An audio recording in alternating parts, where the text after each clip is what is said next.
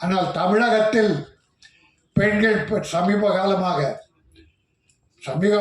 தொடர்ந்தே ஒரு 10-15 ஆண்டுகளாக பெண்கள் கண்ணீர் அல்ல செந்நீர் வழித்து கொண்டிருக்கிறார்கள். அதை கேள்விப்பட்டு நாங்கள் எல்லாம் இரத்த கண்ணீர் பெற்றவர்கள் இரத்த கண்ணீர் வடித்துக் கொண்டிருக்கிறோம். எங்கள் கண்ணில் இப்பொழுது கண்ணீர் வருவதில்லை, செந்நீர் ரத்தம் வடித்து கொண்டிருக்கிறோம். இப்பொழுது கூட ஒரு பல்கலைக்கழகத்தில் ஒரு பெண் பாலியல் பலாத்காரம், அது இன்றைக்கு பெரும் பிரச்சனையாக ஓடிக்கொண்டிருக்கிறது. தொடர்ந்து இப்பொழுது மட்டும் இல்லை, எந்த ஆட்சி வந்தாலும் இந்தியாவிலே இது அதிகரித்து விட்டது. இந்த ஆட்சி கோளாறா, காவல்துறை கோளாறா, மக்கள் கோளாறா என்றால் மக்கள் தனி மனித ஒழுக்கம் கெட்டுவிட்டது. காவல்துறையிலே கருப்பு ஆடுகள் நுழைந்து விட்டது.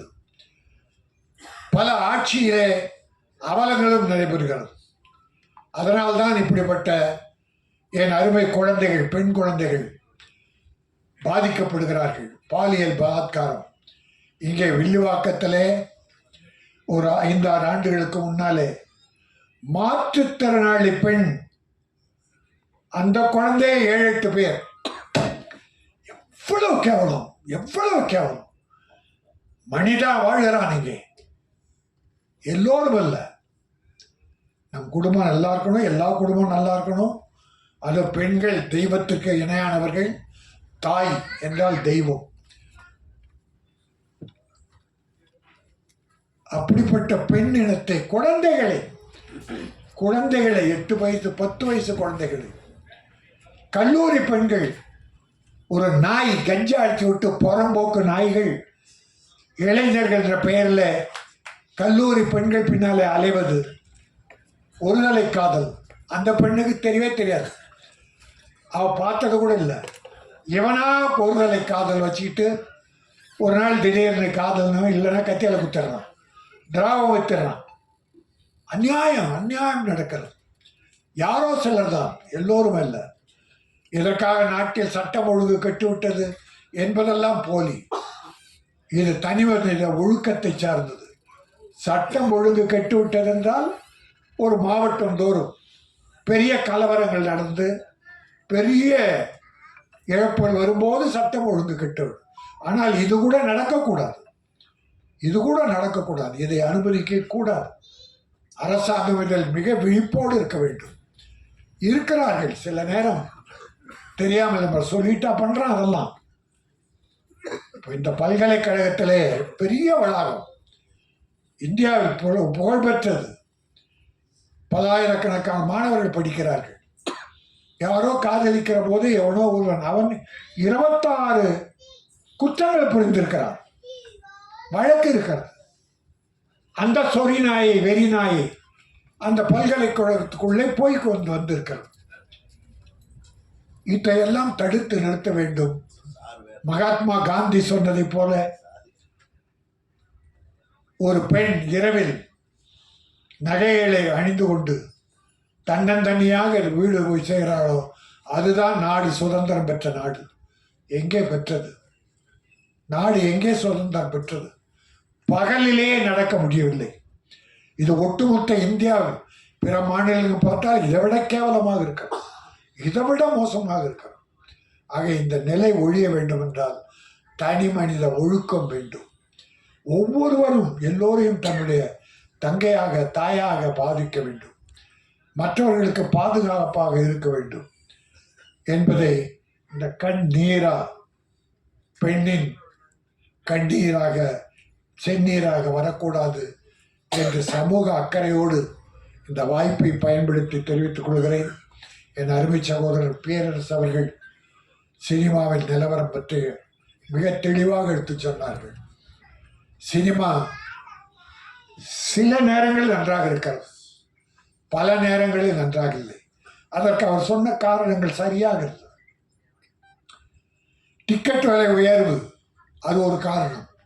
ஆனால் பெரிய படத்துக்கு 150 ரூபா வந்து 500, 1000 கொடுத்து வாங்குறான். சின்ன படத்துக்கு உள்ளே போக மாட்டேங்கிறான். ஆனால் தினத்தந்தியில் என்னை ஒரு கட்டுரை எழுத கேட்டார்கள். அந்த கட்டுரை எழுதியிருக்கிறேன். 31ஆம் தேதி வந்திருக்கிறது தினத்தந்தி பத்திரிகை. தமிழ் சினிமாவில் 1000 கோடி நட்டம். சென்ற ஆண்டு மட்டும் தோராய கணக்கு தான், சரியான கணக்காக நான் சொல்லவில்லை, தோராயமாக 1000 கோடி என்பது குறைவு. ஏறக்குறைய 300-400 படம் எடுக்க ஆரம்பித்தார்கள். சில படங்கள் பாதியிலே நின்று விட்டது, சில படங்கள் முக்கால் நின்றது, சில படங்கள் சென்சார் ஆகாமல் நின்றது. ஆனால் 241 படங்கள் சென்ற ஆண்டு ரிலீஸ் ஆனது. 241 படங்கள், பெரிய படங்கள் ஒரு 30, பெரிய பட்ஜெட் 50 கோடி 100 கோடி 200 கோடி, ஒரு 30-40 படங்கள். மீடியம் பட்ஜெட் ஒரு 100-150 படங்கள், 100 ஒரு 50-60. சிறுமுகத்து படங்கள் தான் ஒரு 150க்கு மேலே. அவங்க தான் எங்கெங்கேயோ பரட்டி கடன் வாங்கி உட வாங்கி இப்படி தம்பி மலேசியாவிலேருந்து அக்கறையோடு இந்த படத்தை எடுத்த போல பல பேர் எடுக்கிறாங்க. படம் எடுக்க முடியுது, ஆனால் ரிலீஸ் பண்ண முடியல. அதற்கு காரணம் வியாபாரம் இல்லை, ஃபைனான்ஸ் கொடுக்க ஆள் இல்லை. வெட்கக்கேடான விஷயம் சொல்கிறேன், கோடிக்கணக்கான படம் எடுத்துட்டு 3 கோடி 5 கோடியில் சிறுமுதிட்டு படம் எடுத்துட்டு கியூபுக்கு பணம் கட்ட முடியாமல் அவசப்படுறான். கியூபுக்கு 50 லட்சம் வேணும், விளம்பரத்துக்கு ஒரு 50 லட்சம் வேணும். இதுக்கு இல்லாமல் படம் 200 படம் நிற்குது. பல பேருக்கு தெரியும், நான் கொஞ்சம் ஃபைனான்ஸ் பண்ணியிருக்கேன். ஒரு 28 படங்களுக்கு, எல்லாம் சின்ன படங்கள் நம்பி பண்ணேன். 18 படம் ரெடியாகி சென்சார் ஆகி நிற்குது, ரிலீஸ் பண்ண முடியல, வாங்க ஆள் இல்லை, என் பணம் வரலை, நான் கஷ்டப்படுறேன். இது என்னை பொறுத்தவரை சின்ன உதாரணம். இப்படி பல வகையான விஷயங்கள். தியேட்டரில் போனால் டிக்கெட் விலை அதிகம். நான் ஒரு மனுவே முன்னாள் முதல்வரும் கொடுத்தேன், இந்நாள் முதல்வரும் கொடுத்தேன். சிறு முதலீட்டு படங்களிலும் ஒரு தனி ரேட்டு வைங்க, கொஞ்சம் குறைங்க.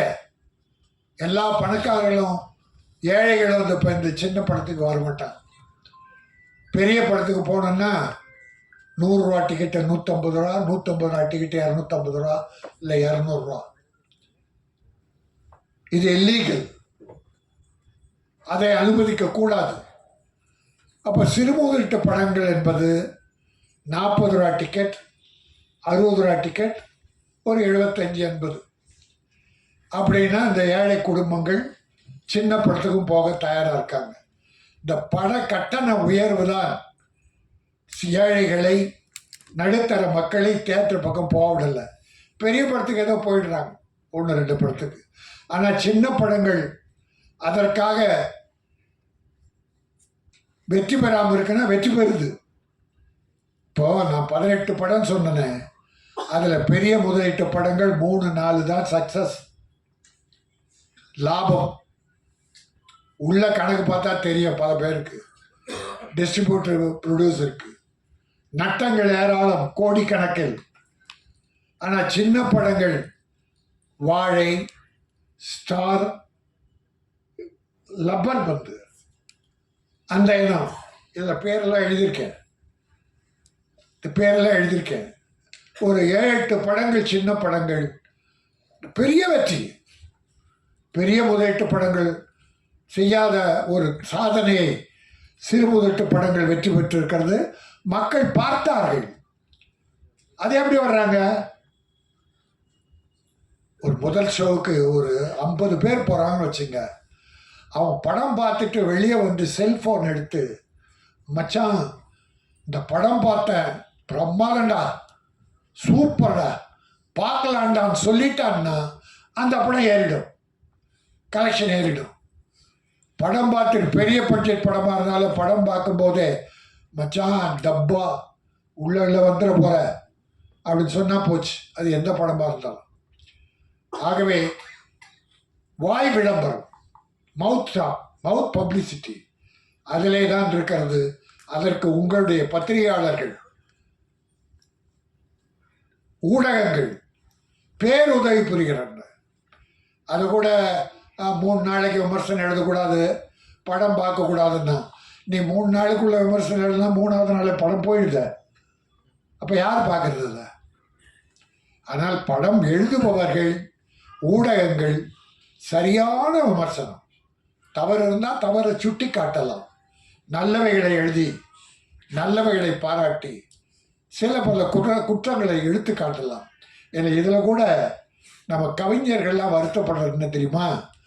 பாட்டு வரிகளை பிரமாதம் எழுதுகிறாங்க, மியூசிக் போடுறவங்க பிஜிஎம்மை பெருசாக்கி வார்த்தைகளை சுருக்கிறாங்க, சத்தம் கேட்க முடியும்.